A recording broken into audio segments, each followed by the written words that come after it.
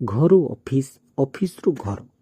ଚନ୍ଦୁ ଅନୁଭବ କରୁଥିଲା ଜୀବନ ଯେମିତି ତାର ନିରସ ହେବାରେ ଲାଗିଥାଏ। କୁଆଡ଼େ ଟିକେ ବୁଲି ଯାଆନ୍ତା କି, ସାଙ୍ଗସାଥୀଙ୍କ ସହ ମୌଜ ମସ୍ତିଦ କରନ୍ତା। ହେଲେ ସୁମିତ୍ରାର ତାଗିଦ ଘରେ ଠିକ୍ ସମୟରେ ପହଞ୍ଚିବ। ଘରେ ଟିକେ ବିଳମ୍ବରେ ପହଞ୍ଚିଲେ ସୁମିତ୍ରାର ସନ୍ଦେହ ଆଖି ତା ଉପରେ ଘୁରି ଆସେ। ଅଫିସର କେଉଁ ଝିଅ ଫିଅ ଚକ୍କରରେ ଆଉ ସେ ପଡ଼ିଯାଏନି ତ।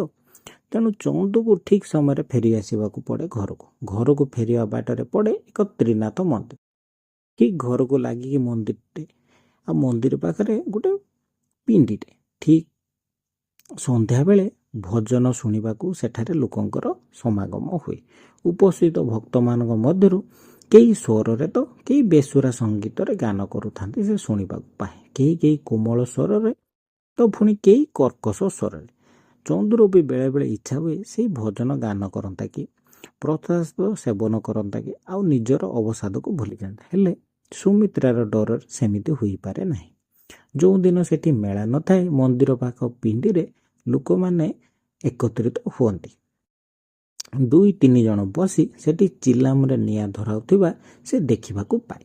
ସେମାନଙ୍କ ଭିତରେ ଥାଆନ୍ତି ରଘୁ ଜେଜେ। ଚନ୍ଦୁର ବାପା ତାଙ୍କୁ ଦାଦି ବୋଲି ଡାକନ୍ତି। 4-5 ଦିନ ତଳର କଥା। ସନ୍ଧ୍ୟାରେ ଚନ୍ଦୁ ଅଫିସରୁ ଘରକୁ ଫେରୁଥିଲା ବେଳେ ରଘୁ ଜେଜେ ସେଇ ପିଣ୍ଡିରେ ଏକା ଏକା ବସିଥାନ୍ତି। ହାତରେ ଧରିଥାନ୍ତି ଚିଲମଟେ। ବୋଧହୁଏ କାହାକୁ ଅପେକ୍ଷା କରିଛନ୍ତି। ଚନ୍ଦୁ ଉପରେ ନଜର ପଡ଼ିବା କ୍ଷଣି ସେ ତାକୁ ପାଖକୁ ଡାକିଲେ। ଚନ୍ଦୁ ତାଙ୍କ କଥାକୁ ଉପେକ୍ଷା କରି କହିଲା ଓ ପାଖକୁ ଗଲା ନାହିଁ। ରଘୁ ଜେଜେ ତାକୁ ପାଖରେ ବସେଇ ଗଞ୍ଜେଇର ମହତ୍ଵ ବର୍ଣ୍ଣନା କରିବାକୁ ଯାଇ କହିଲେ, ଗଞ୍ଜେଇର ଅର୍ଥ ହେଉଛି ଗରେ ଗଭୀର ଜ୍ଞାନ, ଜରେ ଜଞ୍ଜାଳରୁ ମୁକ୍ତି, ଇରେ ଈଶ୍ୱର ପ୍ରାପ୍ତି। ତାଙ୍କ କଥା ଅଧାରୁ ଅଟକେଇ ଦେଇ ଚନ୍ଦୁ କହିଲା, ଜେଜେ ଏ ଫାଲତୁ କଥା ଶୁଣିବାକୁ ମୋତେ ଡାକନି।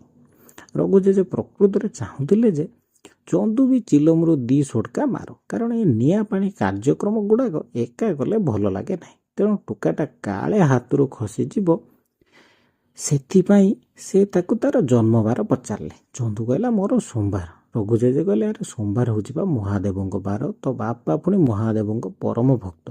ତେଣୁ ତୁ ଭକ୍ତିରେ ଏ ପ୍ରସାଦ ସେବନ କଲେ ତତେ ପୁଣ୍ୟ ଫଳ ମିଳିବ।